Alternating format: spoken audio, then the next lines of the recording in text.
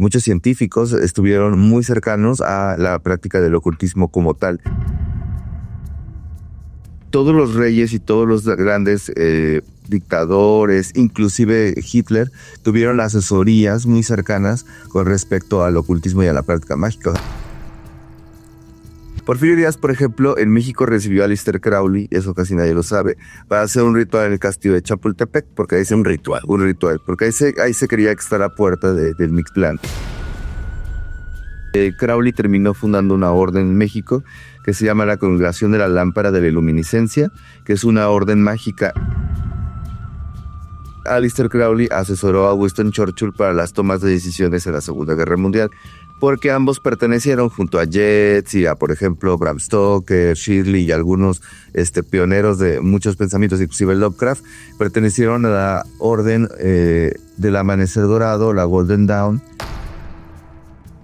O sea, los militares eran los primeros en estar dentro de estas cofradías. Bueno, claro, la Ciudad de México es la piedra angular del ocultismo.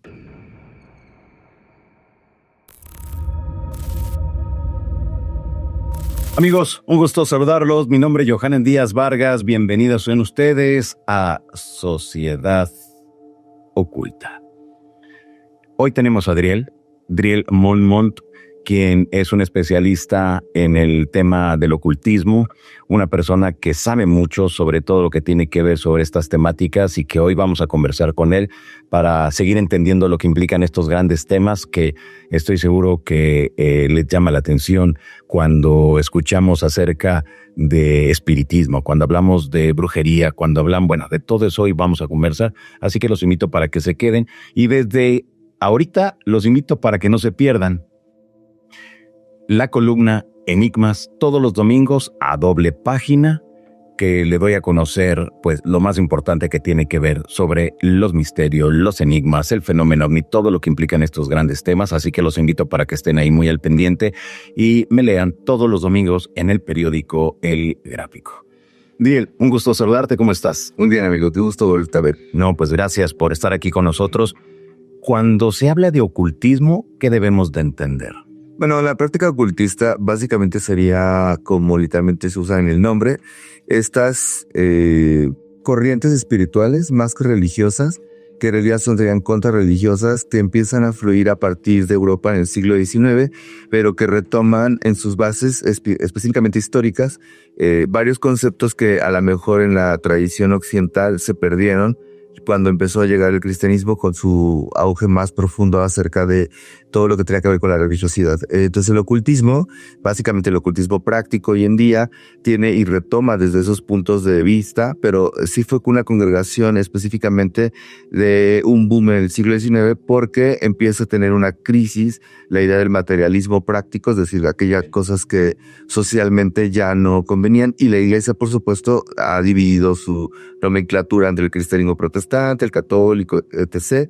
Pero al final, esta nueva vertiente en las clases, sobre todo aquellas que son más burguesas o aquellas personas mucho más interesadas en la parte sobre la ciencia y tal, muchos científicos estuvieron muy cercanos a la práctica del ocultismo como tal. Entonces, si lo pensamos así, en ese tiempo pertenecía a esa tendencia de buscar más allá de lo que comúnmente tenías como al acceso, ¿no? Desde luego, y llegamos al 2025 y se sigue haciendo en esas prácticas, se sigue entendiendo el 100% lo que implica todo esto. Pues fíjense amigos, que en realidad lo que ocurre es que cuando estas prácticas del siglo XIX terminan siendo como un boom, coincide con el movimiento, sobre todo los movimientos psicoanalíticos y algunos movimientos científicos que hacen como un parteaguas, sobre todo en el pensamiento humano, y entonces se empiezan a entender diferentes posturas. Por ejemplo, cuando la astronomía tenía una postura muy cercana a la astrología, se divide en la astronomía, que es la ciencia, y la astrología como una metacreencia. Lo mismo pasa con la química y la alquimia y con algunas otras filosofías, ¿no? ahí, por ejemplo, la medicina, la mente, con el psicoanálisis, específicamente con el psicoanálisis, tiene dos vertientes. Por un lado tenemos a Freud y las 4 escuelas de Viena, que Adler, Lacan, que tienen este pensamiento mucho más profundo sobre el deber ser, el ser y lo que implica la mente, dónde radica nuestra mente, ¿no? Y tenemos, por ejemplo, a Jung, a Viktor Frankl y otros autores que también son contemporáneos, que van a apostarle más hacia a la visión del alma, ¿no? En medio de eso tenemos que para esa época existían comunidades, órdenes iniciáticas o sociedades ocultas o secretas que resguardaron información mucho más antiguas y se fueron mezclando con esa tendencia. Hoy en día el ocultismo ya es mucho más abierto. Yo lo llamaría como una práctica espiritual totalmente exotérica, ya no esotérica. Y desde ese punto de partida es mucho más accesible a nosotros. El desafío y el paradigma es el mismo, ¿no? ¿En dónde estamos? ¿Quiénes somos? ¿Por qué estamos aquí? ¿Cuál es nuestro propósito? Pero contextualmente, históricamente, sobre todo en las generaciones nuevas, aquellos que ya están dentro de los centennials y tal, esta es una nueva espiritualidad, ya te lo diría. Muy bien, ahora, tenemos que en el siglo XIX esta corriente del espiritismo, todo el mundo quería, era lo de moda, y todo el mundo quería contactar con ese más allá. Pero vemos que había un personaje como Francisco Madero que realmente le dictaban todo lo que tenía que hacer durante la Revolución Mexicana, durante todo ese proceso. Llegamos al 2025 y nuevamente la pregunta, ¿se entiende el espiritismo como tal? Porque es una corriente filosófica, cultural, artística, en fin. Pero el 2025 ¿se ve así? ¿O ya se perdió?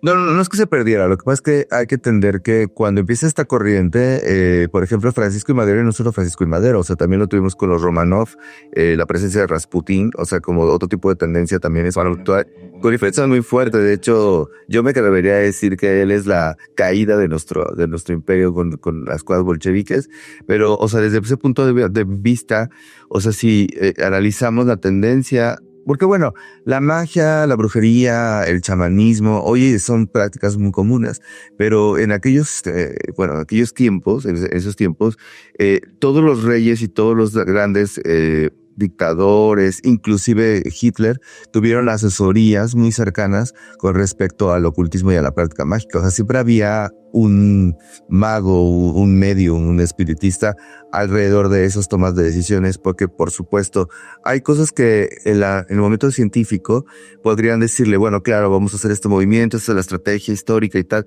pero también el lado espiritual, el lado ocultista y el lado paranormal, sobre todo en ese entendimiento previo a pues todo el conocimiento que tenemos después de la Revolución Industrial, o sea, no se lograba como designar qué era lo que ocurría con el inconsciente, con la colectividad.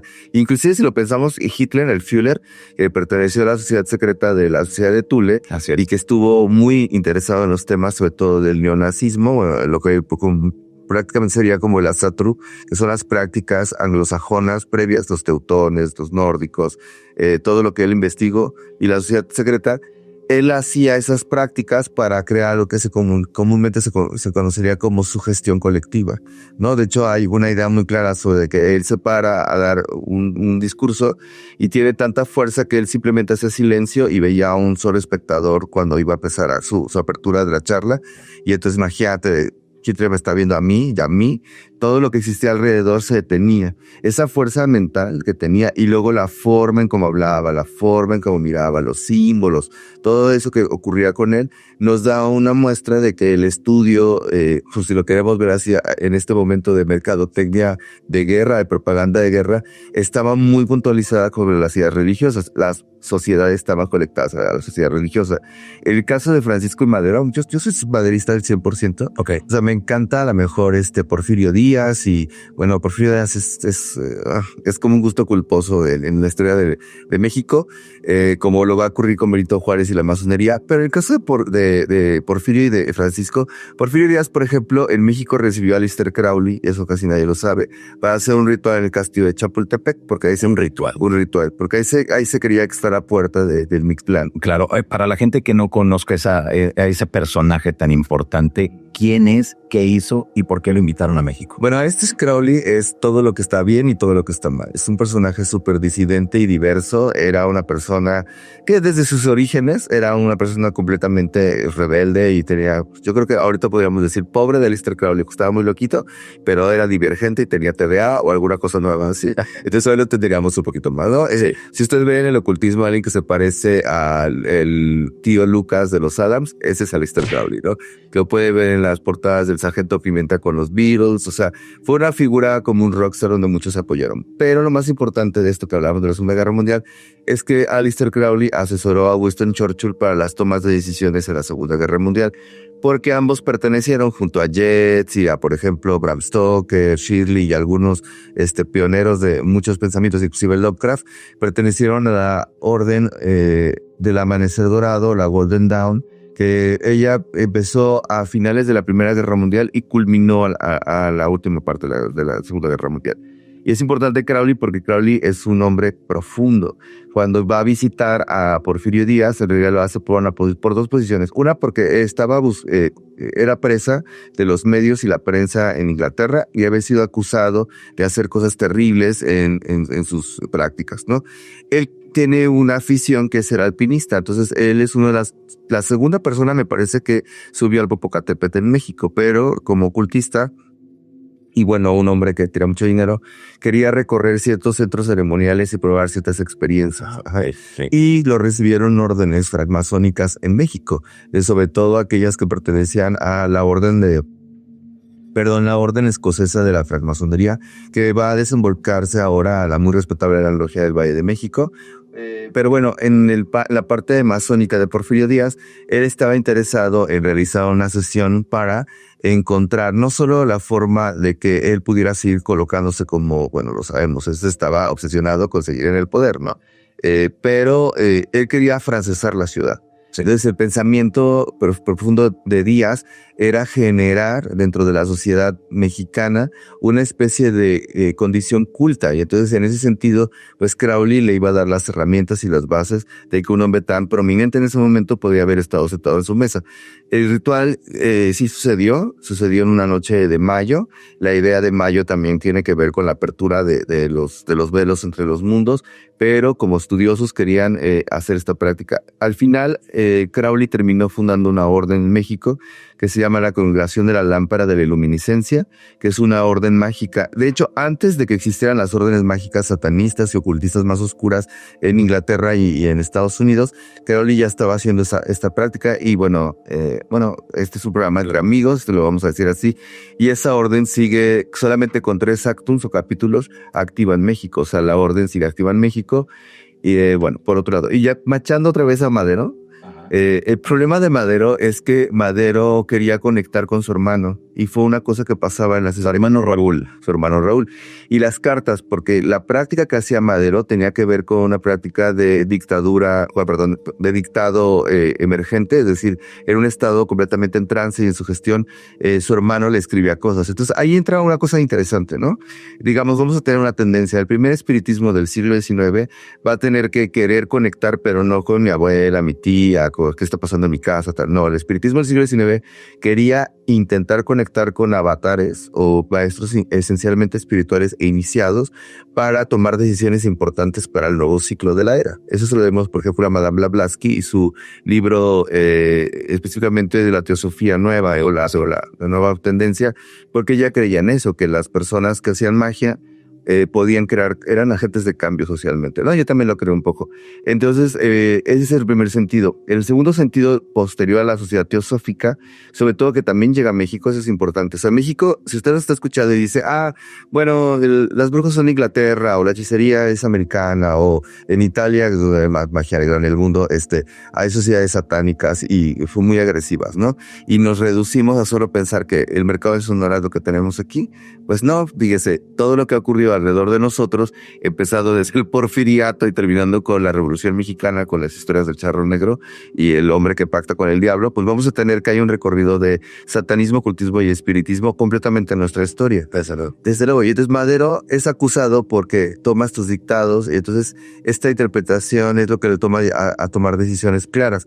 Pero no es solo Madero, o sea, hubo muchos personajes que estuvieron involucrados en estas sociedades secretas y que por supuesto no es que él necesitara recurrir a los espíritus, pero bueno, si yo soy una persona como Madero, estoy en paranoia, al final lo terminaron matando a sus propios aliados, como pasaba siempre con toda la formación de nuestro país, y de pronto yo sueño algo, por ejemplo, y al otro día me libro de un asalto con arma para matarme o matar a mi persona y yo siendo el presidente de México, ¿no? Haciendo lo que Dios está dictándome en ese sentido, pues creo que no había mucha cosa que pensarles y de pronto el espíritu de tu hermano, en el inconsciente o en un sueño, te dice, hermano, no te pares en ese lugar a tal hora y muévete a otro lado y de pronto no te paras y alguien llega y te dice, uy, te mandaron a matar pero no te encontraron, ¿no? Claro. Muy bien, regresemos a esa parte del castillo de Chapultepec y ese ritual que se hizo en ese sitio. ¿Es Porfirio Díaz? Con Crowley. Y algunos personajazos que no sabemos en ciencia cierta. ¿De la política? De la política, pero sobre todo lo que hay que entender de la masonería en México. Bueno, yo sé que la masonería en México ahora usted lo ve como que se están pateando como si fueran americanistas afuera de los recintos masónicos, porque bueno, así pasa, ¿verdad? Uno después se decepciona de estas órdenes, pero el principio de estas órdenes, que es la orden, una de las órdenes más humanas y perfectas del mundo, muy visionaria en la democracia, en México se instaló a través de la milicia.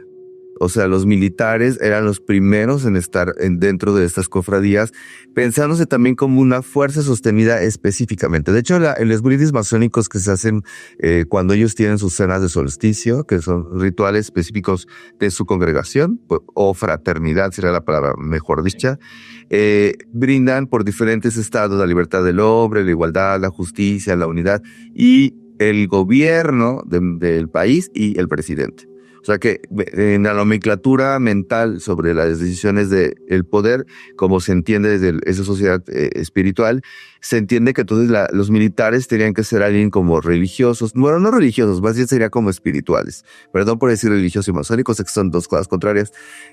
Pero lo hemos visto en otros lados. Por ejemplo, lo vimos con los caballeros templarios, que era una orden militarizada y por supuesto también espiritual. Y con todos los sistemas que tienen que ver con ese tipo de tendencias, ¿no? Inclusive, bueno, Estados Unidos, que no sé, siento que es tan amigo de Dios, pero tan aliado del diablo al mismo tiempo, es esto que pasa, ¿no? Mientras estás purando sobre la Biblia en un Capitolio para decir cualquier cosa y decimos with God in truth, ¿no? De pronto también, pues, ellos hacen guerras santas frente a nuestra cara y entonces nos damos cuenta que pues es el lugar donde más sociedades secretas existen, ¿no? Exactamente, muy bien. En la Ciudad de México, ¿qué rol ha jugado dentro de toda esta difusión, investigación, documentación de este tema del ocultismo? Bueno, claro, la Ciudad de México es la piedra angular del ocultismo. ¿Por qué? Porque también hay un momento, por eso les contaba esto, entre la primera parte por el Porfiriato, hasta llegar a la Revolución Mexicana, que ya son el pueblo tomándose al pueblo en serio y haciendo todo un estado de revolución. O también tenemos que entender que el país se vuelve capitalista, o sea, literalmente por la capital. O sea, él está centrado todas las fuerzas y todos los poderes dentro de nosotros, ¿no? Pues lo digo nosotros porque yo soy chilango, ¿no? Entonces la capital aquí estaba. Sí.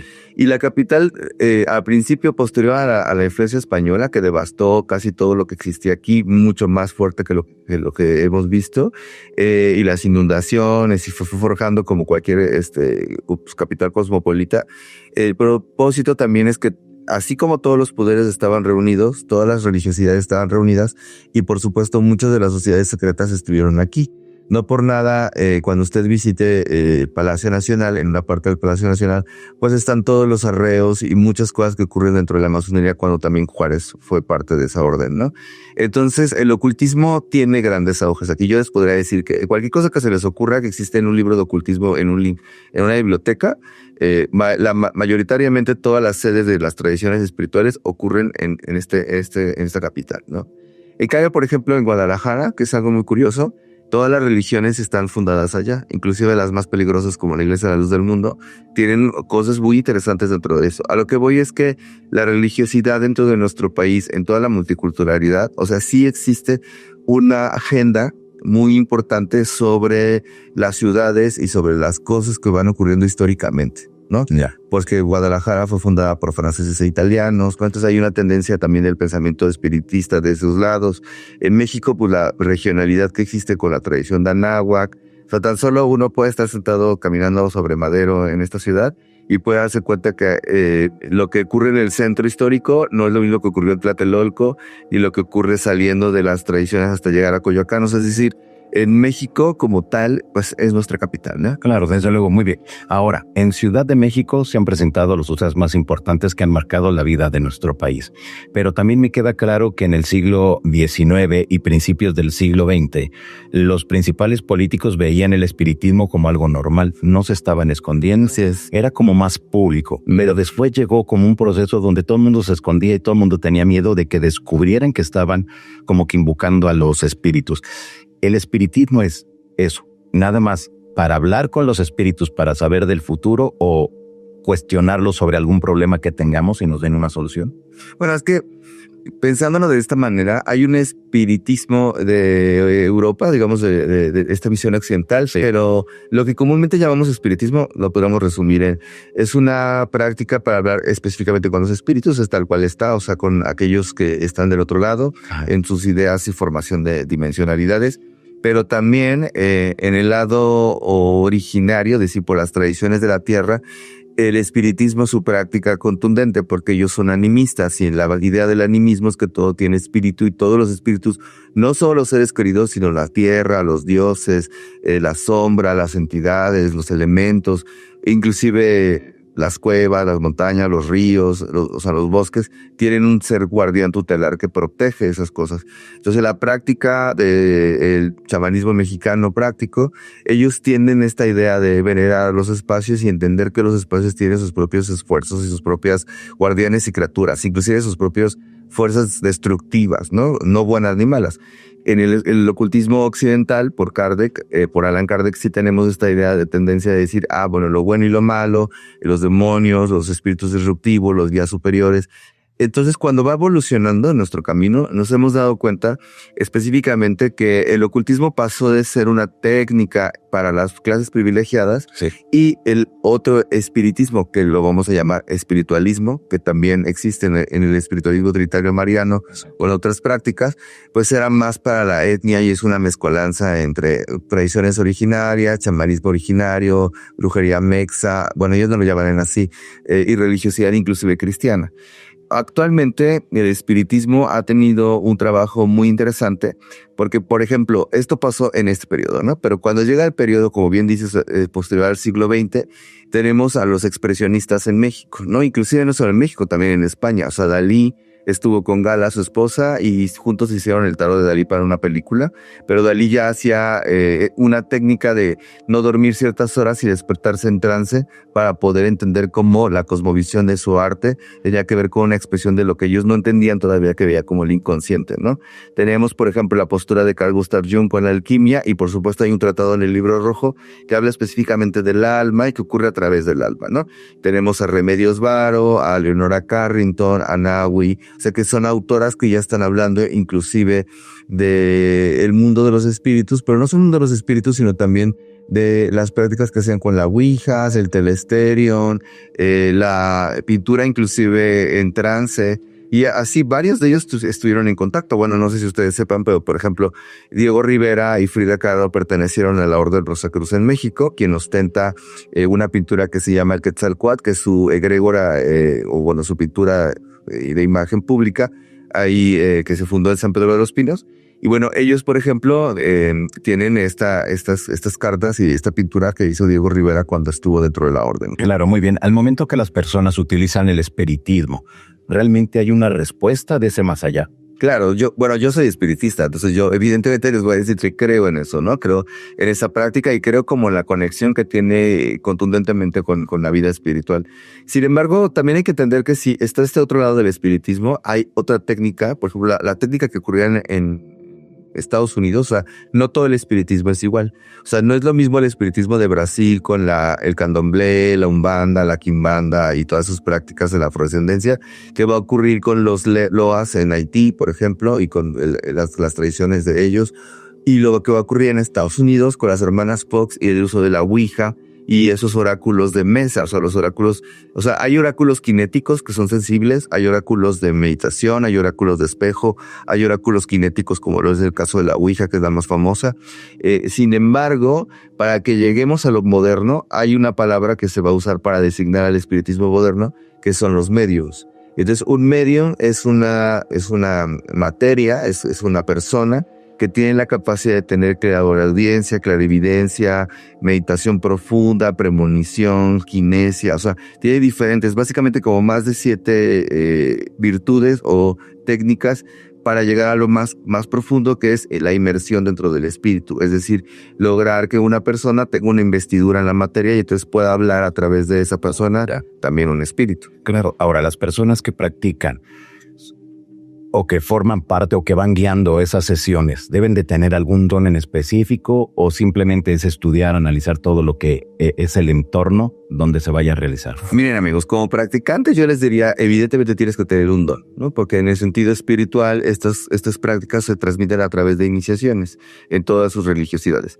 Como una persona que quisiera ser, no quiero decir científico, pero que bueno, por lo menos yo que soy filósofo y estudié algo de psicología, mi planteamiento sería el siguiente: es una forma de comunicarse dentro del inconsciente. Es decir, que es una práctica profunda donde, como cualquier práctica prototeatral o teatral, hay una ficcionalidad sobre el suceso y entonces este efecto que ocurre mágico sí puede generar que de alguna manera a través de esos procesos místicos de la sugestión puedan abrirse portales dentro de la mente colectiva y entonces en el suceso colectivo hay una respuesta. Que esto ya se hacía con los griegos o con otras tradiciones espirituales donde había grandes mensajes de los dioses, ¿no? Exacto. Comúnmente, pues eso es lo que ocurre del otro lado. Lo interesante aquí, querido amigo Johan y amigos que nos están escuchando, es que las prácticas empiezan a tener técnica y la técnica empieza a tener resultados completamente profundos. Y eso es algo que no se puede negar. Entonces, en nuestras propias prácticas siempre pedimos que las personas que van a acudir con un medium, bueno, estudien bien quién es el medium, de dónde viene, cuál es su posición, su ética, sus posiciones, inclusive hasta sus referentes, ¿no? Si estudian en una orden o pertenecen a una escuela o simplemente tienen un linaje, por llamarlo de alguna manera, ¿no? Yo respeto todo tipo de linajes. Y por otro lado, si van a tener una sesión colectiva que casi ya no pasa, bueno, pasan algunas otras líneas, pero en ese sentido de armemos una mesa teosófica, casi no pasa. Bueno, tendrían que sí estar no solo inmersos en la experiencia, sino sobre todo tener cuidado acerca de qué tipo de sugestión va a ocurrir dentro de la sesión espiritista, porque sí pueden convertirse en sesiones sumamente, no diría yo peligrosas, pero sí creo que podrían ser bastante perturbadoras. Claro, pero entonces va a depender de lo que traiga la persona acá en su cabeza. Sí, de lo que quiera o de lo que quiera hacer. Pero también si están en un mal momento, en una mala hora, con una mala práctica, en una mala energía de alguna manera, pueden ocurrir fenómenos inclusive bastante agresivos. Que, bueno, si también tú vas a una sesión espiritista y de pronto se mueve la mesa, suena una campana, hay un porter y tal, para una persona que es practicante como yo, eso es una muy mala señal. O sea, es una sesión que no tendría que salir así. Porque los espíritus no tienen que venir a hacer desorden, dentro de nuestro... Pero es lo que tema, es lo que nos ganamos, ¿no? Lo que queremos. Es lo que vemos en el cine, que se empieza a mover la mesa, todos empiezan a gritar, la luz se va, se empiezan los objetos a salir volando. Entonces eso no es así. No debería. Sí pasa. Pero sí pasa. Sí pasa mucho más de lo que nosotros queremos. Eso, por ejemplo, a Francisco Madero no le pasaba. O sea, si Francisco Madero hubiera visto eso, me creo que regresa a la iglesia, le avienta un agua bendita y dice, no, es más, creo que se hubiera salvado, ¿no? Porque no hubiera hecho caso a la última carta que le dictaron. Pero en el caso de nosotros, eso no tiene que ver con el espiritismo real. Pero si ustedes van a esas prácticas y lo ven, ya habla de que la atmósfera, o sea, ¿cómo llamarlo? La ambientación y el ecosistema básico de la energía espiritual no tendría por qué ser disruptivo. Sin embargo, nos han pasado cosas, lo digo porque yo en mi casa actualmente empecé a hacer ceremonias y realizar sesiones espiritistas con ciertos propósitos para que también la gente pudiera acercarse y entender que estas prácticas no son esto que ven en la televisión y que también entiendan los niveles. De hecho, hace poco que fue la exposición de Bajo el Cinto de Saturno que están en Munar, que se la recomendamos, justo cuando hice mi primer conversatorio, fueron 2 personas que estudiaban en la ENA de antropología, y cuando empecé a contarles yo así de, bueno, pues este es el espiritismo, esta es la práctica, esto es lo que vamos a hacer, literalmente ese momento era para hacer un desarrollo sobre la práctica, y cuando empecé a decirles, bueno, pero puede haber una posesión demoníaca, una infestación, una manifestación de lo que es el electroplasma, a lo mejor una convulsión, y estas son las otras partes que tienen que ver con los espíritus disruptivos, y empecé a explicar como la demoniología del contacto. Pues hicimos la práctica, y cuando terminamos la práctica, les dije, ay, bueno, ¿cómo están? ¿Qué les pareció? ¿Nos vamos al museo? Y estas personas me dijeron, bueno, no, la verdad ya no queremos seguir porque nosotros veníamos por una curiosidad meramente antropológica y esto sí está un poco fuera de o sea, pensaban que no iba a pasar nada. Yo le dije, no, pero se va a poner mejor. O sea, a lo mejor en la siguiente práctica, en el siguiente viernes, como hay luna llena, esto se puede poner más padre. No volvieron. Entonces ahí entiendo un poco que a lo mejor, aunque yo tenga mucho cuidado con lo académico y con que sí tengamos todas las bases y las formas, pues a lo mejor hay algo en la subconsciencia, por eso lo decía, donde inclusive el más escéptico o el otro va a tener una resonancia profunda con su propia historia. Y no sabemos si de pronto alguien, como me pasó una vez también en otra práctica, donde me citaron, por cierto, me contrastaron, pues sí, porque un amigo que yo quiero mucho y sus amigos, no éramos tan cercanos, pero vivían en una casa también en el centro histórico, donde habían pasado ciertos crímenes y asesinatos, y la chica que tenía esa casa, ella estaba haciendo una investigación literaria porque ella quería hacer una obra sobre cosas, ¿no? Y dijeron, ¿por qué no traemos a Adriel que traiga sus cosas, sus artefactos, específicamente la Ouija, para hablar con los espíritus? Y entonces me dijeron, ven a hacer esta práctica, pero en esta sesión queremos hablar con la Ouija a ver qué se siente. Y bueno, yo esto lo he hecho desde la secundaria, ¿no? Creo que hasta la primaria. Entonces yo dije, bueno, ya, pues si son mis amigos, todo está en orden, es una velada, vino, quesos, tablas de Ouija, va a ocurrir. Y cuando estaba haciendo la práctica, se puso muy agresiva la sesión. Y al final, en una parte de la sesión, yo le dije a uno de los chicos, que también tengo mucho cariño, aquí hay una persona que se ahogó, esta persona fue así. No tiene que ver con las energías que están haciendo todo esto, pero en medio de todo este caos, o sea, pues voló una cosa, el gato salió volando, se nos quebró algo, pues se cambió la temperatura, o sea, así, de eso que de película.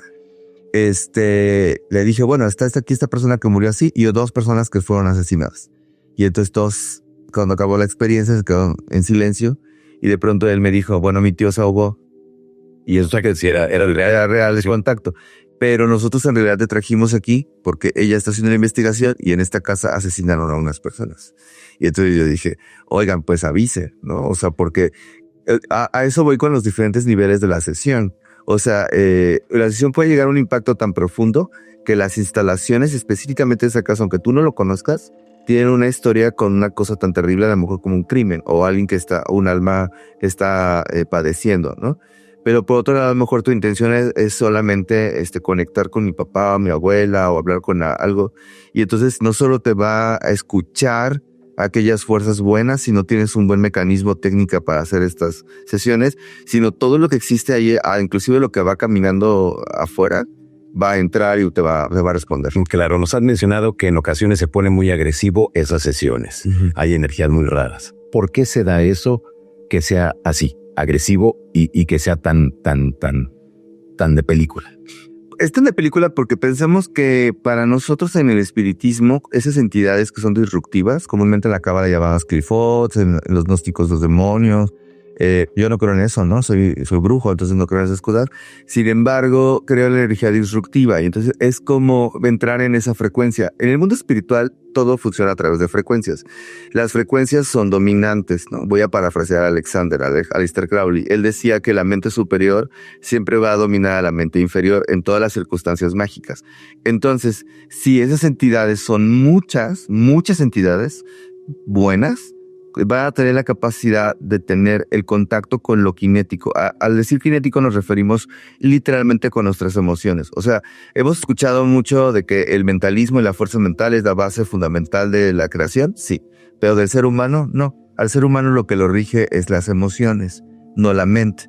Esto voy a hacer un corchete nada más para entenderlo, ¿no? Es como cuando tú ya cortaste con el tóxico, con el innombrable, y entonces pues yo dijiste, yo ya fue terapia, constelación familiar, todo lo que sea, yo ya estoy bien. Y entonces de pronto estás comprando verduras en el súper y del otro lado, ¿no? Está, bueno, te lo encuentras aparte no solo, ¿no? Sino con la siguiente que se parece a ti. Eso sí pasa, amigas. Entonces, en ese momento, aunque tú hayas tenido mucho mentalismo, mucha fuerza de voluntad y un talismán jupiteriano, el tóxico te va a ir a saludar y tú vas a salir corriendo, ¿no? Esas son las emociones, o sea, vuelves a vivir el mismo suceso, lo que está ocurriendo así. Bueno, cuando es cinético y es súper la masa energética de esas entidades, se alimentan y leen las emociones. No solo leen tu mente, pueden leer las emociones. Y esas entidades a lo mejor dicen, bueno, voy a sanar, soy tu familiar, ¿no? Pero ¿qué tal que es una entidad que te quiere engañar? Sobre todo a las personas vulnerables y muy inocentes, se van adhiriendo a lo que están buscando en ese otro lado de la infestación. Y en la infestación, como no pueden derrotarse en sí mismas, empiezan a llamar a lo que sea que esté alrededor que sea de igual forma oscura. Ahí es donde se vuelve complicado. Y luego si hay alguien, por eso cuando vayan a hacer una sesión, por favor, tengan cuidado a quién le invitan. Si hay alguien que tiene mucha necesidad de atención, o tuvo un trauma muy severo, o una pérdida muy fuerte, esos espíritus dicen, este es el momento en donde yo puedo hacer, ahora sí, que se muevan las cosas, que haya ruidos, casi, porque lo que yo quiero es que me llamen. Y entre más me llamen, yo voy llamando a otros, y ahora sí, como diría Crowley, la masa crítica del pensamiento y la emoción de la sesión va a generar que se instale y literalmente, como dirían los más supersticiosos, se abre literalmente un portal. Claro, desde luego, muy bien. Hace unos días conversaba con un sacerdote exorcista y él me decía que ahora los jóvenes, en la secundaria sobre todo, están utilizando una aplicación para hacer un pacto con el demonio. Órale, y que utilizan una página de internet para jugar a la Ouija. ¿Esto es lo mismo? ¿Funciona de la misma manera? No, o sea, qué bueno que lo tenga como dato, ese es su chamba, ¿no? Si es su padre y es exorcista y demoniólogo, pues es su chamba. Lo que yo diría, pues claro, está increíble que se vaya actualizando con los jóvenes, con la chaviza, ¿no? Porque pues esa es la demanda, ¿no? Pero pues por ejemplo, por los que hacemos pactos con entidades espirituales, aquellos que están metidos en el satanismo, los que están metidos en el luciferianismo, o sea, los que están entrando en el otro lado, ellos no necesitan una aplicación y esas cosas para hablar con las entidades. También hay que entender estos ciertos niveles, ¿no? Hay prácticas como la magia ceremonial, donde uno traza símbolos, aprende palabras en hebreo, hace símbolos en el piso, hay rituales específicos, o en otras tradiciones inclusive hasta hay un sacrificio ritual, ¿no? En el caso de los verdaderos practicantes del ocultismo, esto ya es obsoleto. O sea, mientras más se adhieren, donde hay pactos más profundos, los pactos se vuelven cosas más complejas. Ah, sí. Sí. Evidentemente cuando eres niño, eres joven, es como cuando... bueno, también me pasó una vez, esto no puede que te lo esté contando, pero ya ven cuando unos niños dicen, oigan, es que fíjense que aquí en esta secundaria o en este lugar, esta primaria, antes fue un cementerio. Exacto. No, a mí me tocó una vez que me llevaron, y dice, sí, me llevaron a limpiar una escuela que por cierto está por Iztapalapa. Y digo, había un montón de muertos porque esa escuela se había caído, la volvieron a hacer en el 85 y yo no sabía. Y cuando la estaba limpiando, me entraron así. ¿Pero limpiando cómo? Limpiando espiritualmente, porque pasaban sucesos muy agresivos en la escalera. Específicamente siempre pasaban accidentes fuertísimos en la escalera. Y yo lo que detecté es que esa escalera estaba conectada con lo nuevo. Entonces yo le dije a la directora que me conectó, no voy a decir que es secundaria porque, bueno, no importa, seguramente ya la corrieron ahora porque fue la reforma, pero estaba yo haciendo la limpieza espiritual y de pronto me pasó eso, me tiraron de las escaleras, ¿no? Y cuando yo terminé así de levantarme, yo le dije, es que sabes que aquí hay un suceso raro, hay muchas energías feas, ¿no? Me dijo, bueno, es que esta escuela después del 85 se construyó y pues la gente murió corriendo las escaleras. Entonces son como esas cosas que uno no sabías. No, yo no sabía. Es que, mira, la verdad, cuando tú sabes esas cosas no vas. Es la verdad. Y a mí me ha pasado, porque también fui joven, que ciertas energías son muy violentas, ¿no? A lo que voy con esto es que obviamente cuando uno es joven, tu mente es muy creativa. eres creativo y puedes ser mucho más fantasiosa. Y eso, de nuevo, a las entidades les funciona muy bien. Así. ¿Pero por qué? Porque pueden crear mundos específicos para que la gente se conecte con esos mundos. Y eso es lo mismo que ocurre, por ejemplo, con las sectas, ¿no? La programación mental, que haya experiencias. Hace poco, un día me acuerdo, platicábamos en un programa. O sea, lo que sí estamos casi todas las aristas o todos los expertos en conclusión y en armonía es que la experiencia del espiritismo, o sea, las energías y las entidades, la experiencia es real. O sea, no sabemos si la realidad, yo sí lo creo, pero otros expertos seguro no, tiene que ver con otras cosas, ¿no? Con energía, con meditación, con la mente, con el colectivo, con la experiencia, la sugestión, lo que sea. Para mí son entidades reales porque yo convivo con ellas, ¿no? Pero la experiencia eso es lo que jala, pues es como Frank Fraser en La Rama Dorada diría, es el poder de la voluntad sobre la sugestión, ¿no? Claro, desde luego. Muy bien. Ahora, dentro de estas órdenes, de estos grupos, ¿hay una más importante, más fuerte en la Ciudad de México? Uy, ese es un tema complejo. Hubieron muchas órdenes que tuvieron gran popularidad y tuvieron gran fuerza en la Ciudad de México. Hablamos de órdenes que son meramente simbólicas, místicas y espirituales, ¿no? Amor, que la masonería, el martinismo, la teología profunda, los templarios, algunas cosas normales. Digámoslo, that's usual, ¿no? Pero por otro lado, hay órdenes más profundas, más undergrounds, que siguen presentes en la ciudad. En los años 80, de los años 80 a los años 90 tuvieron mucha fuerza. Muchos estuvieron en las lomas de Chapultepec, en el Pedregal, por detrás de Cuicuilco, con ideas muy claras de ser específicos. Lindavista estaba atascada de órdenes medio satánicas. Que luego, con la apertura, eso es algo bien interesante, amigos, con la apertura del TikTok y la desromantización de estas cosas, pues se vuelve como algo más común. Lo que sería importante que pusiéramos en la mesa es que, bueno, estas órdenes se transformaron. Como son órdenes vivas, el ocultismo es una tradición viva, ya sea las positivas o las disruptivas, se fueron transformando hasta convertirse en algo más útil. Y entonces estas energías, estas escuelas, estas órdenes, ya no, ¿cómo llamarlas? No como pop ocultismo. Es lo que ocurre ahora, ¿no? Yo siempre digo, son como witches pop, ¿no? Es como lo que está de moda.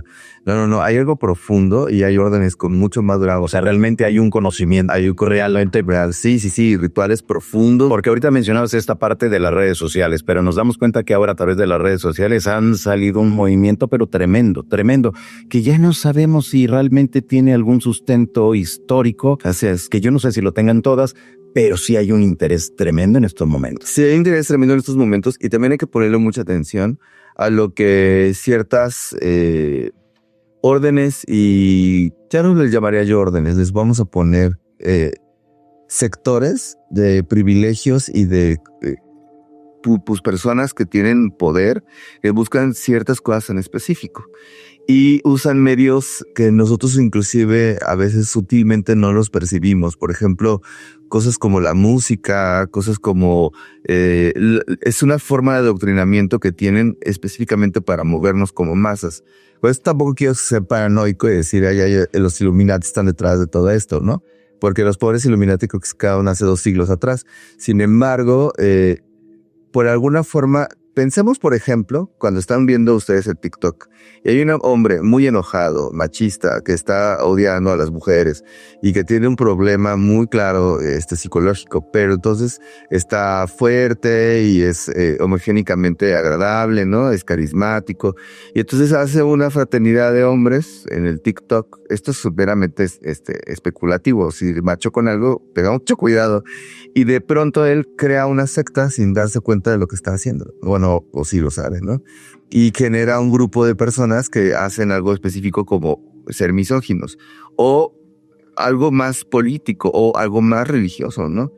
Entonces ahí es donde nosotros tenemos que darnos cuenta qué es lo que está detrás de eso. O sea, qué está detrás de la manipulación, no solo mental, y el mercado de las nuevas espiritualidades, que también siento que eso es sumamente peligroso, ¿no? Porque nos ponemos en manos, si yo no pondría en manos mi salud de un carnicero, yo no pondría en manos mi alma de un tasajeador y venta de artículos, claro, esotéricos, ¿no? Sí. Pero bueno, ya a nivel más profundo, sí siento que hay una especie de acomodo energético, hablando ya de las entidades espirituales, donde también pueden usar algunos medios o grupos para poder cumplir algunos propósitos para el bien o para el mal, ¿no? Siempre hay una respuesta. ¿No siempre va a perderse a las sesiones? Sí, a las sesiones, a los grupos, que me imagino que ya sean chiquitos, grandes o del tamaño que sea, siempre van a buscar en esas otras realidades respuestas, información. Pero siempre hay o todo está manipulado. Hay manipulación, hay mucha manipulación, inclusive falsa, ¿no? Pero la gran cantidad de contactos genuinos que han ocurrido, la realidad es que siempre hay una agenda detrás.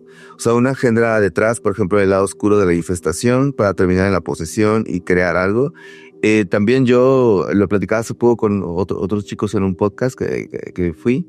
Les decía que a mí también me parecía, cuando yo tuve religiosos de amigos, no tengo muchos amigos que son de diferentes religiones, pero me refiero como sacerdotes, exorcistas, católicos, no, también ortodoxos, griegos o bautistas. Sí. Y de pronto hablábamos de este tema de la demoniología. Aquellas personas que también estaban cerca de los santos o estaban cerca de las energías de la santificación, también sufrían persecuciones drásticas, ¿no? Y él me contaba justo que uno de sus amigos que iba a ser ordenado, justo cuando fue también algo que le pasó a otro amigo mío, justo antes de su ordenación tuvo ataques psíquicos sumamente fuertes a un nivel donde dudó, ¿no? Ordenarse. En caso de mi amigo, es una persona que quiero mucho y que es de las pocas personas religiosas que yo considero que ha tenido un contacto en el lado cristiano real, místico y de sanación, aunque él no lo muestra así. Bueno, él, por ejemplo, él tenía su propósito. O sea, ese tormento tan fuerte, claro, tuvo su propósito, ¿no? Enseñarlo. Claro, en esta sociedad enfocada nada más a la Ciudad de México, ¿quiénes buscan más esta información? ¿Gente adulta, jóvenes o muy jovencitos, ¿no? Que a lo mejor están en la secundaria. ¿Quiénes son los que los buscan? Y hay un estatus quizá socioeconómico que pudiéramos ubicar a la gente que es de este sector, le gusta más. Y a esta le gusta menos, digo, no sé. ¿Hay eso? Yo creo que en el principio sí. O sea, en el principio por eso lo pondría de esta forma, pues no clasista, pero sí como no era lo mismo estar en un barrio más popular y ir con la bruja pues limpia a todos. Pero que era lo normal. Y que después también en las altas esferas había cierto tipo de técnicas más profundas donde entonces el privilegio se dotaba para hacer algo. Pero bueno, con el paso de los años y con el paso del tiempo, para el 2025, siento que cualquier persona ahora se acerca al ocultismo y a la espiritualidad. Bueno, no, quizás no cualquier persona se acerca al ocultismo, pero sí a los diferentes tipos de espiritualidad que existen. También hay que entender que la religiosidad en México ha ido en declive y la moralidad y la doble moralidad que estamos viviendo tiene otra forma de ser inclusive más pausada con ciertos valores que o se preservan o se pierden. Y eso a las nuevas generaciones pues no les queda muy claro. No le queda muy claro que una tradición espiritual me ame, pero juzgue cosas que yo amo. O no me queda claro que para poder pertenecer a un grupo espiritual tengan que abandonar a mi familia o a mi pareja. O sea, como que la idea de lo radical ha hecho que las religiones o las principales religiones del mundo, y que tampoco tienen una respuesta clara, aunque tienen mucha forma teológica, obligan o han orillado a la sociedad general a buscar nuevas alternativas de espiritualidad. Eso es lo que realmente está ocurriendo. Claro, y he escuchado a muchas personas que dicen, yo ya no voy a la iglesia, yo ya no le pido a los santos o a la Virgen porque me tarda mucho. Ahora voy a otros lugares con otros personajes porque es más rápido, es de manera inmediata. Así. No quiere decir que sea lo mejor, eso por claro, ni que el desenlace sea el más positivo, pero es correcto, estas energías y estas fuerzas son mucho más inmediatas. ¿Pero ante qué estamos entonces? ¿Una pérdida de la espiritualidad? Estamos ante una pérdida de la espiritualidad y bueno, lo veis con mucho respeto. Yo no puedo creer que en un país mucho más cristiano o musulmán o así en el mundo, que es donde está la guerra y las cosas, estén en una boda cenando y vean que están disparándole a otro país. Entonces el odio cultural, histórico y racial hagan que les aplaudan y festejen ver asesinar frente a esas personas a unos seres humanos. Claro. O con crímenes de odio que han ocurrido alrededor de nuestra sociedad y detrás la iglesia o otras tradiciones espirituales digan, bueno, pues al final Ojalá y su familia esté bien, pero lo puedo condenar. Pero por otro lado, el mismo día, en su misa o en la homilía digan, bueno, a esta gente hay que odiarla. Entonces, el discurso es esa responsabilidad, ¿no? Y entonces creo que básicamente la religiosidad, cualquiera que uno practique, debería de estar enfocada no solamente a tener un background cultural, sino también a tener esta cosa del humanismo.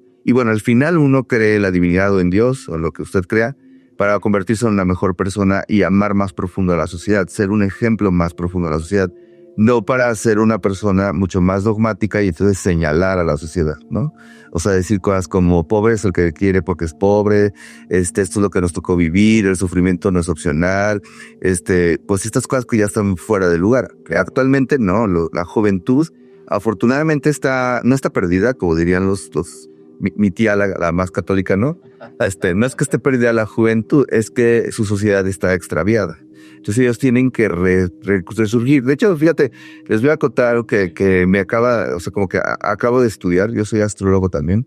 Y en la astrología se dice que Plutón, cuando estuvo en Leo, había una energía, se refiere a las 2 generaciones antes bueno, a ti todavía te tocó un poquito conmigo. Antes los grandes imperios era porque Plutón, que es un planeta destructivo, estaba en Leo. Entonces la fascinación era sobre el dogma, sobre la respuesta formal, sobre incluso cosas muy prácticas, ¿no? Yo creo que si hubiera aceptado aquí a mi abuelo y eso que era masón y liberal, diría, es mucha nomenclatura lo de la diversidad y lo que está ocurriendo y el feminismo. Este es un país de locos, ¿no? Aunque él no se consideraría así, obviamente por contexto él estaría en ese sentido. Cuando entra Plutón en Escorpio, que ahora sí somos todos nosotros, se dice que son la nueva, como la nueva generación donde lo que quiere es romper los dogmas. Sí. Cuando Plutón va a continuar hacia los siguientes signos, es decir, las nuevas generaciones, ellos ya no necesitan de eso. O sea, ellos no necesitan romper nada, ellos necesitan reconstruir las fuerzas. Creo que eso es lo que está pasando frente a nosotros. Las nuevos jóvenes, las nuevas sociedades, quitando el adultocentrismo de base, ellos tienen una respuesta, pero no los estamos escuchando. Entonces, por eso ahora tienen el auge de los podcasts, los TikToks, la forma nueva en cómo ellos han creado formas inclusive de ganar dinero de maneras que están increíblemente inmediatas, porque ellos son esa fuerza que sigue. Son los que van a quitarle el polvo a la vieja sociedad. Claro. Ahora, con toda esta información tremenda que hay en redes sociales, ¿hay peligros al usar todo este conocimiento, al hacer los rituales? Estamos ante una era que hay mucha información, pero no siempre se tiene conciencia de toda esa información. Estamos ante una era que tiene mucha información, pero también estamos ante una era donde no se tiene entendimiento. Entonces la información sin entendimiento es como conocimiento adquirido sin saberlo usar. Y aunque nosotros queramos usar un conocimiento que no sabemos, pues es como, yo la verdad no manejo, pero es como si me dijera, bueno, bienvenido, ahora te presentamos el nuevo Tesla, ¿no? Y aunque yo me suba ahí, estoy seguro que lo voy a chocar, ¿no? Porque mi primera práctica es ir paso y error y error y error. Si yo me subo a un carro tan caro, tan rápido, tan... pues sí, como el Future, lo que va a pasar es que puede ser más perjudicial para mí, aunque tenga todos los mecanismos ya depurados, ¿no? Yo creo que si quisiera manejar, pues vería un bochito, ¿no? A esos carros que eran macizos y que poco a poco me iba metiendo como pudiera y la velocidad yo la llevaba aparte, ¿no? Bueno, sí siento que es la espiritualidad en el proceso ahora con lo nuevo. No es que sea peligroso lo que está frente a ti, porque al final el discernimiento y tus valores van a seguir per se dentro de tu otra edad, dentro de ti. Pero los que están del otro lado, y eso es un llamado, no importa, es un llamado para aquellos que son creadores de contenido. Ustedes necesitan hacerse responsables también de lo que los escuchas, aquellos que nos escuchan, van a recibir de lo hablado, porque la información te necesita ese tipo de responsabilidad, no solo cultural y afectiva, sino también hacernos cargos quienes estamos de este lado compartiendo nuestras prácticas o un medio de difusión, hacia dónde va a llegar y también cómo filtrar esa información de lo que queremos mostrar. Porque finalmente el mundo afuera es mucho más rápido, es mucho más hábil, afortunadamente es mucho más listo para la tecnología, pero necesita tener, ¿cómo lo podríamos decir? Necesitamos ser precisamente como los periodistas fueron en su tiempo, tener un apego al derecho de la libertad de expresión, pero por supuesto a lo que se comparte. O sea, los medios como difusión fueron la pluma sagrada. No por nada Thoth era el dios de la comunicación, ¿no?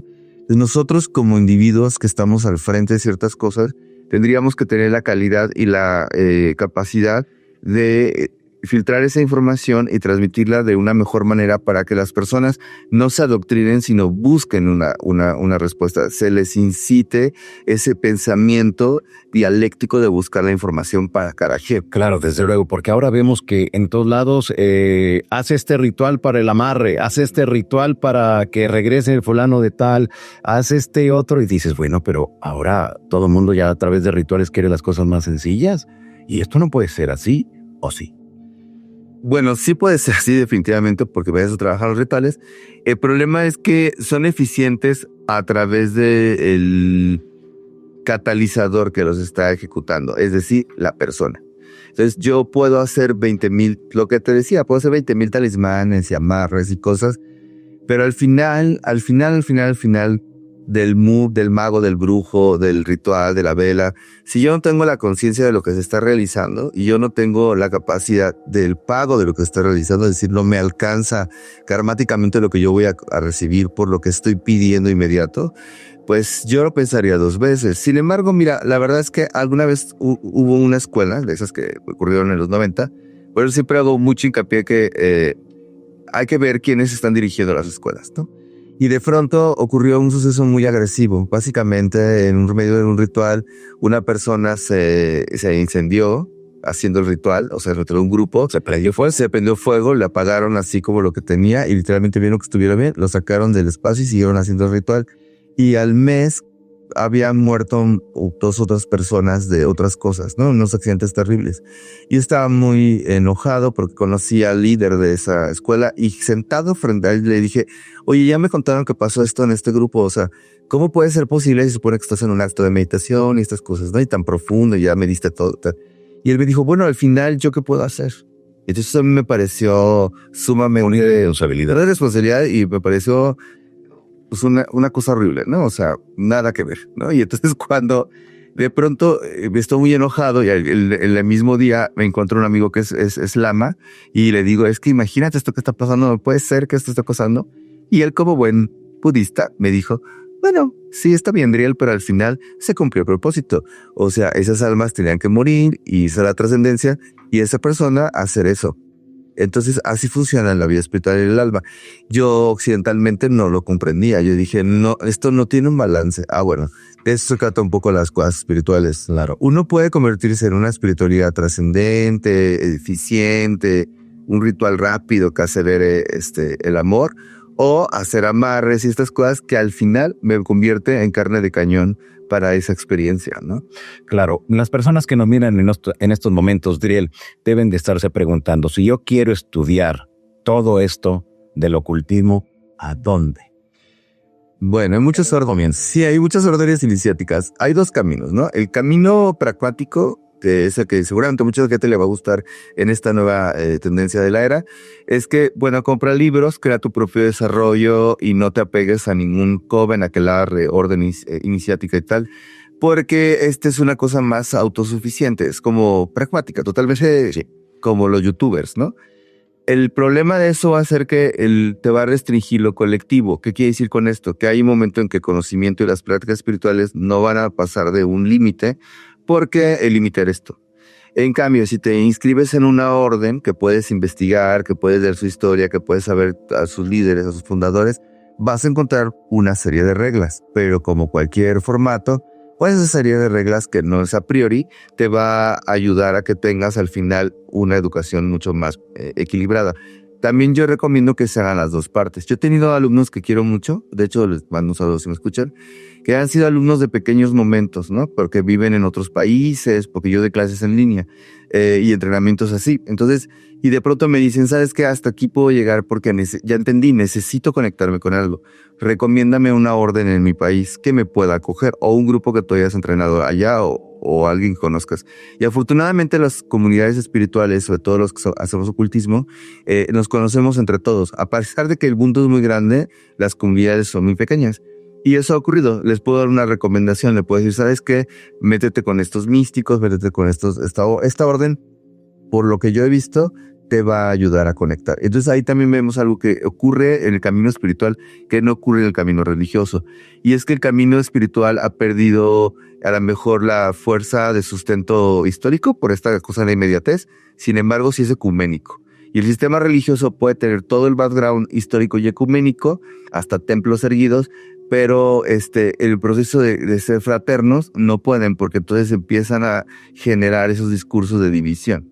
Que eso es muy peligroso. El fascismo nace a través de la división de los primeros, ¿no? Y entonces, si tú estás en un lugar donde te están empezando a dividir, a sacar del orden base del balance propio, inclusive de tus valores morales o de los derechos humanos, estás seguramente en un lugar dogmático. Aunque no sea una religión como tal, pero el dogma siempre te va a llevar a eso, a perder la voluntad. Claro, muy bien.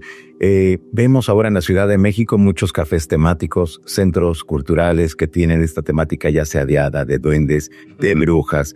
Es decir, que hay un mercado ya muy fuerte para las personas interesadas en estas temáticas. Así es. Yo he conocido a varios y he trabajado en varios, tengo grandes amigos, otros que no son tan mis amigos.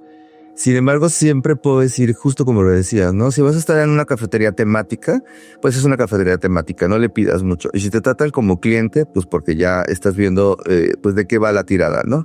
Hay centros culturales que se interesan en otras cosas donde, pues, nosotros no somos solamente alguien que va y consume, un consumidor y alguien que puede ir a estar en esos lugares, sino también somos tratados con un respeto y como formación familiar. Mi maestra espiritual, cuando alguna vez yo le pregunté qué iba a pasar en el futuro cuando eso se volviera, como bien dices, temático, ella me dijo, no te preocupes, Riel, porque hay formas de funcionar. Hay formas de funcionar desde la orfandad, desde lo disfuncional, desde ese equilibrio, sin valores y sustento. Y desgraciadamente hay personas que van a buscar ese estatus y ese tipo de formación. Habemos otros que en el ocultismo hemos labrado piedra, tiene que ver con las virtudes, tiene que ver con tu propio desarrollo personal. Y por supuesto, si eso termina y desemboca en una cafetería o un centro cultural que aparte tiene maestros que tienen integridad espiritual y que tú te puedes dar cuenta, ¿no? Porque podrías hacer una investigación de cómo se ha llevado con otros hermanos y con otros estudiantes y seguramente ellos van a tener una mejor respuesta para ti desde el primer momento. Pero hay algo muy interesante en la magia, que eso quiero que lo sepan todos los que nos escuchan.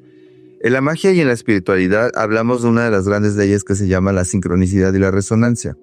Eso nos lleva a copartícipemente a ser responsables acerca de que si tú llegas a un lugar que te hace sentir bien y vibras en ese sentido con esa persona, ese match es importante. Eso es lo que, el feeling es lo más importante dentro de estos caminos, porque lo que va a despertar hasta tu maestro interior, esa introyección de la conciencia que va a hacer que tú sepas que ese es tu casa. Si tú sientes que estás ahí a fuerzas y te puedes dar cuenta porque dices, ay, qué hueva, este maestro me cae mal, esta escuela no me gusta cómo me dan las cosas, ¿qué haces ahí? No, es como, muévete, o sea, no está en rigor a ti, claro. Qué interesante. Pues ahí está para toda la gente que nos mira en estos momentos. Driel, ¿dónde la gente puede seguir tu trabajo? Bueno, me pueden encontrar aún en Facebook. Yo soy de esa generación. Creo que ya voy de salida. Cada vez que lo digo, invito a Facebook, me da más pena porque siento que soy quien manda así piolines con caritas de ángel. Pero bueno, estoy en Facebook y en Instagram también pueden encontrar como Driel Molmont. En un futuro abriremos un canal mucho más específico, pero por ahora apenas estamos haciendo lo propio para que podamos recibirlos a todos ustedes de una manera mucho más adecuada, humanista y sobre todo espiritual. Muy bien. Y por último, ¿qué le recomendarías a las personas que deseen meterse de lleno a todas estas temáticas? Primero, sea paciente con usted mismo. O sea, si usted va a entrar aquí porque tiene una afinidad, está bien. Si va a consultar a alguien, recuerde que usted está en un momento donde está buscando a alguien porque hay una necesidad de una respuesta. No deje que eso se convierta en un fraude. No caigan en las manos de los charlatanes, porque el charlatán ya sabe que usted tiene una necesidad. Le está llegando ahí porque está tranquilo, porque usted va a resolver el problema. Usted tiene derecho de decir por dónde, con quién y quién no. Por otro lado, lea mucha información. O sea, para estudiar ocultismo se necesita mucha historia, mucha cultura, en el sentido de para poder ir entendiendo los misterios. Pero sobre todo, si usted ya tiene el llamado de encontrar un espacio espiritual que sea mucho más práctico, afortunadamente está en ese momento correcto. O sea, el camino de la espiritualidad hace el llamamiento y toca el llamado a las personas en el momento en que ellos están listos. Por eso, en el registro se dice que el maestro aparece cuando el alumno está listo. Ya no. Perfecto. Driel, muchas gracias. Muchas gracias. Te agradezco. Gracias, amigos.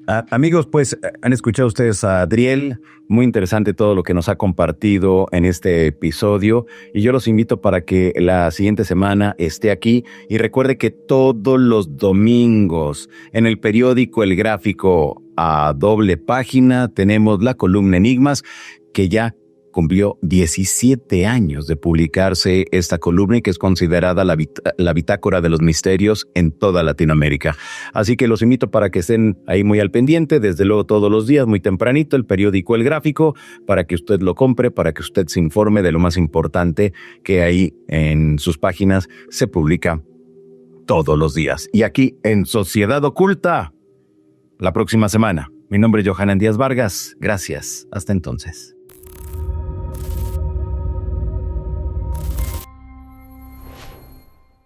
Oye, tenemos más información para ti. Visita el canal de El Universal y suscríbete para estar actualizado.